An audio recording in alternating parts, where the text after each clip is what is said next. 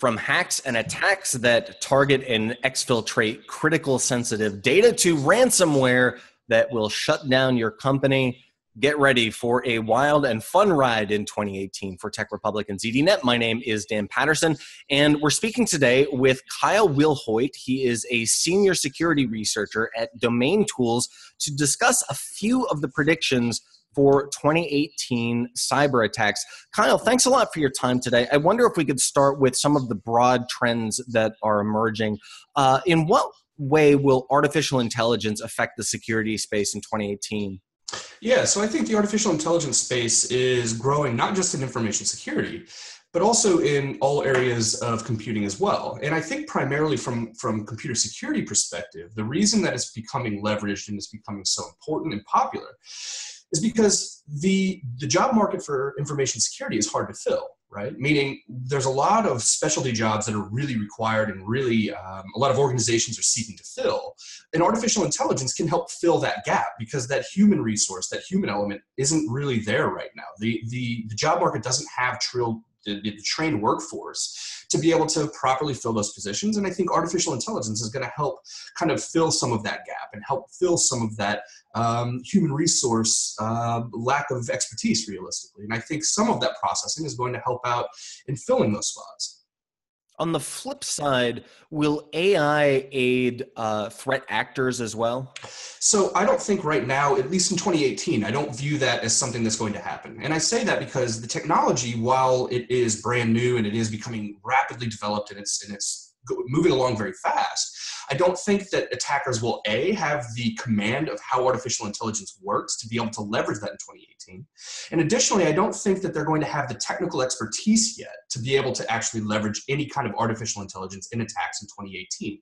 That's not to say that it won't happen by maybe 2020, something like that, but I don't foresee that happening in 2018 personally. What about the tactics that nation states use? We see a spectrum of hackers and attackers that can range from a lone wolf to small organizations all the way up to government organizations. But often governments use proxies to hack and attack. So what kind of tactics can we expect to see from threat actors that are nation states? Yeah, no, that's a great question. And actually an area of my particular research that I tend to focus on quite heavily.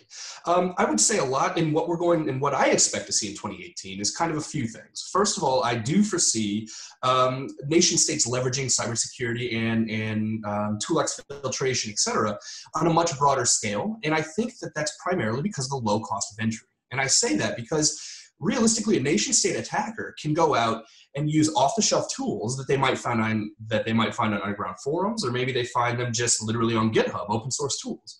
They can weaponize that for virtually no cost or very minimal cost, and then use that to infect their victims for whatever purpose. It might be, information warfare, it might be data exfiltration for competitive advantage, etc. But that low cost of entry and relative success rate based on that is going to increase in 2018. Also, I like to think of nation-state actors as largely being asymmetrical, meaning when an attacker from a nation-state performs an attack against some victim, maybe somewhere across the globe, what's really important and what's interesting is that it's asymmetrical because the actual target or the victim doesn't really know who to go after, right? Because there's stealth, meaning the attacker can hide their tracks many different ways, a multitude of different ways. So it's really asymmetrical and it's very, very hard to prove who the source of that attack was. So I think that's only going to continually evolve in 2018 and the years beyond. Nation states can often be threat actors, but they are also the targets, as Absolutely. you just described. Are there any lessons that businesses ranging in size from SMBs all the way up to enterprise companies can learn from attacks that have targeted nation states? Absolutely. So the first thing is I always, and I'm a proponent of, training the weakest link in the computing chain, which is the human. And I hate to say that, but it's true. Meaning all the attackers have to do, and this goes from a nation state level, but also from a cyber criminal aspect. All they need is a well-crafted spear phishing email and an off-the-shelf tool to maybe weaponize a Microsoft Word document or weaponize a PDF document. It doesn't require much expertise, and the relative success is high.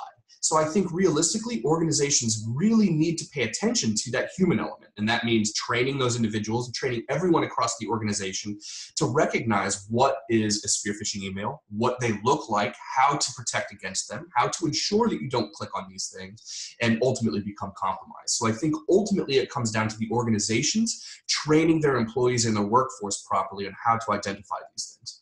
Spear phishing, as we know, is a remarkably effective and reasonably low-tech method of entering a system. One of the things we saw this year was ransomware really hit the mainstream of enterprise. It's not as though ransomware didn't exist prior to 2017, but it certainly hit companies at the bottom line. What types of attacks similar to ransomware can we anticipate in 2018? Yeah, that's a great question. So I think one of the big things is basically ransomware and holding someone ransom from a higher level, meaning they're going to attack and they actually will start to, and I've seen this trend slowly over the past 2 months, where they'll actually lock a subset of files and they'll go to the actual victim and say, we have a locked subset of your files. If you don't pay us by time frame X, Y, and Z, we will continue to do everything. So it's a little bit different in that regard, meaning that they're actually using ransomware at a little bit different stage or a little bit different avenue.